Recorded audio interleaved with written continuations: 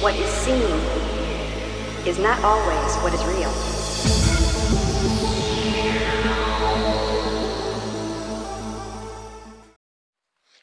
Hi all, I'm Chain and this is my new YouTube channel called Exposed. I've made this channel because I'm sick and tired of watching some channels where they make a mockery of serious subjects that people are really passionate about and they treat it like they're all singing, dancing clowns. So many of them have photoshopped pictures or shitty information or become hypocritical. There are some out there that are really true to their course and provide brilliant information and photos or data, like ODD TV, Secure Team 10 and a few others. I hope to be the same, as people need to awaken from our slumbers and conditional responses made by predictive programming that has made us compliant sheep. This is my very first video, which hopefully will lead to better and improved content as I get better at making them. Please press like and or subscribe if you like it. I want to go over some of Project Blue Book. I say some as I will leave links down below where you can learn about the people involved and the subject itself. I try to inform as well as get people to learn and research for themselves, as that way you're not just taking mine or anyone else's word for it, you'll know for yourself. Anyway, Project Blue Book was one of a series of systematic studies of UFOs. It was conducted by the United States Air Force. The main people involved were Captain Robert J. Ruppelt, Captain Arden, Captain Gregory, Major Friend and Major Hector Quintanilli. There's a little black and white clip I'd like you to watch. It's an original interview with Quintanilli, and then I'll tell you when it started, how it started, when it finished and why.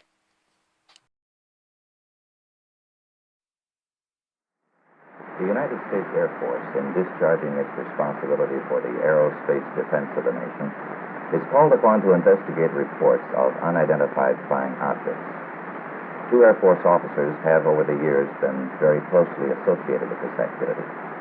Lieutenant Colonel Lawrence Stacker was formerly the chief spokesman for the Air Force on the matter, and Major Hector Quintanilla is now the chief of Project Blue Book. Major Quintanilla, what are the objectives of Project Blue Book? The objectives of the program are twofold. They're the same as they have been since 1953 when the regulations were written. First of all, to try to determine if the UFO phenomena presents a threat to the security of the United States. And second, to determine if the UFO phenomena exhibits any technological advances which could be turned into research and development. What's the record so far? To date, we have over 10,000 cases at Wright-Patterson Air Force Base, of which 646 of these remain unidentified. That's not to say that we could not have identified more cases if we had gotten to the observer quickly and checked the local activity. The Air Force has been accused from time to time of hiding information about UFO. What do you have to say to that, Colonel Patton? Well, these charges are absolutely untrue. Actually, the United States Air Force releases statistics on the UFO phenomena through the Department of Defense press desk periodically, and we've always honored accredited media when they want to investigate a given specific sighting. There's nothing to hide. There's nothing to hide at all. Is there anything in the files, either classified or unclassified, that would indicate that there may be extraterrestrial visitors over here? First of all, the project is completely unclassified. And there is nothing in the records which would indicate that we have been visited by any advanced civilization. How does the Air Force look upon people who make reports of UFO?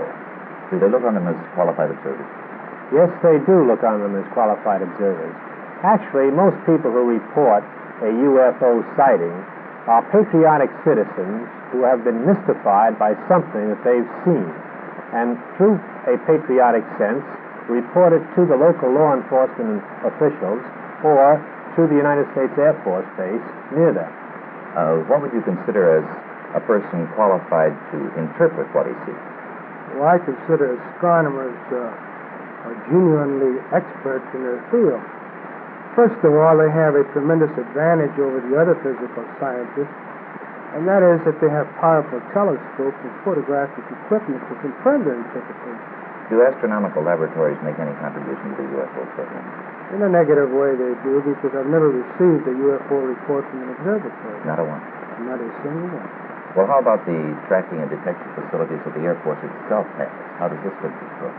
Well, actually, to begin with, the United States Air Force is charged by an act of Congress with the Air Defense of the United States. And the North American Air Defense Command and the Air Defense Command have space tracking facilities which are constantly on the alert 24 hours a day. We're interested in anything that flies in our atmosphere. Well, how about UFO reports in other countries? How are they handled? UFOs actually occur worldwide. However, the United States is the only country in the world that places as much emphasis on the phenomenon. Other countries place a burden of proof on the observer and not on their effort. And that would make your job a lot easier if they did that here. Yes, it would. Thank you, Colonel Tucker, Major Quintanilla. I would like to close by reading a very brief excerpt from the report of the Air Force's Scientific Advisory Board, which they made recently upon completing a detailed review of the subject of UFO. This is a statement. The committee concluded that in the 19 years since the first UFO was sighted, there has been no evidence that unidentified flying objects are a threat to our national security.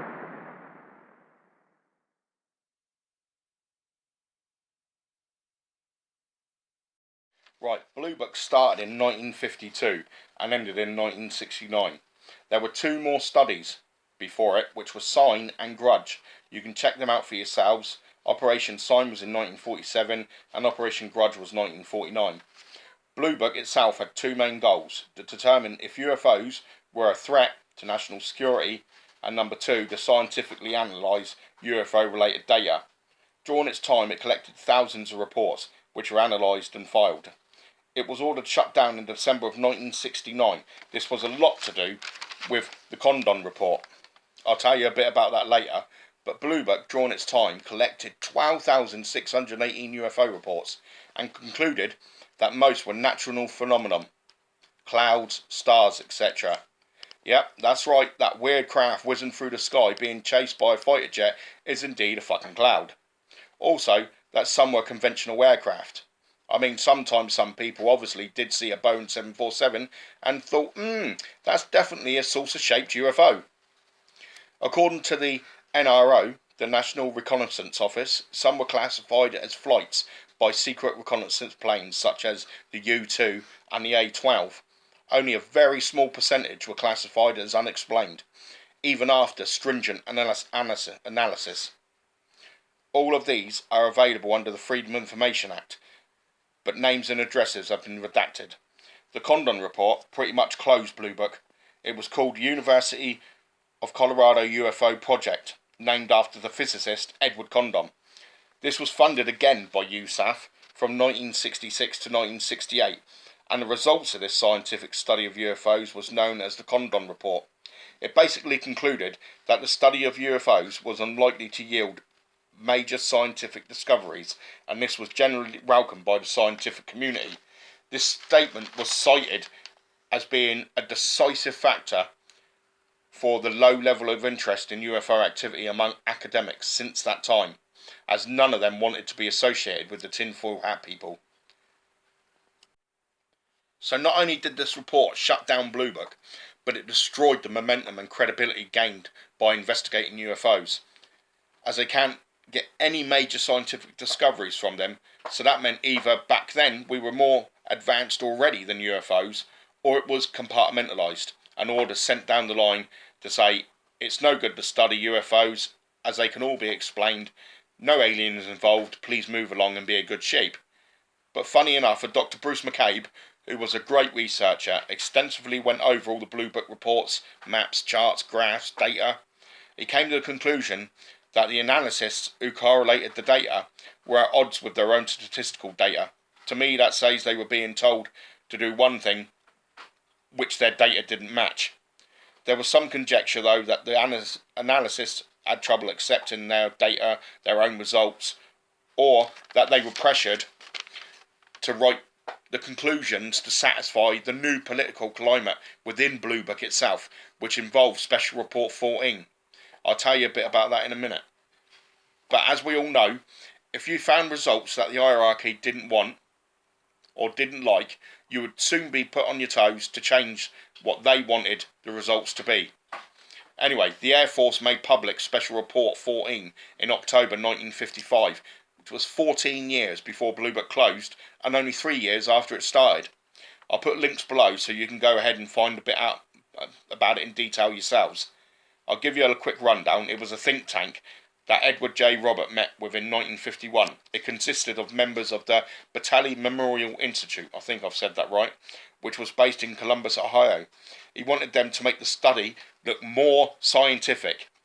In March 1952, they started encoding about 30 report characteristics onto IBM punch cards for computer analysis. So a quick rundown of PBB Special Report was, it was definitely a think tank in 1951, and the members of their task was to attempt a massive statistical analysis of the Project Blue Book cases, about 3,200 by the time the report was completed in 1954. Even today it is the largest study ever undertaken. So they had Operation Sign, then Grudge, then Blue Book, then Special Report 14 done on the cases from Blue Book. Then they had the audacity to say that it is highly improbable that any of the reports of unidentified aerial objects represented observations of technological developments outside the range of present-day knowledge. So they are saying that back in 1954, the UFOs that were flying faster than their fastest fighter jets, doing right turns, right angles, disappearing and reappearing, entering outer space, using seemingly advanced power sources, are not outside the range of that present-day knowledge. Bullshit. So you see that right from the start we've been lied to, manipulated into believing that UFOs are weather balloons, stars, planets, gases and other innocuous objects.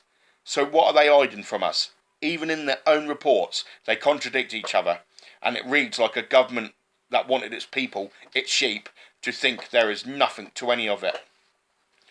Now I pride myself on being a just person when looking objectively at things, but they cannot explain a lot of UFO cases. There is definitely something flying around up in our skies or our orbit that seem advanced technology and alien to this world.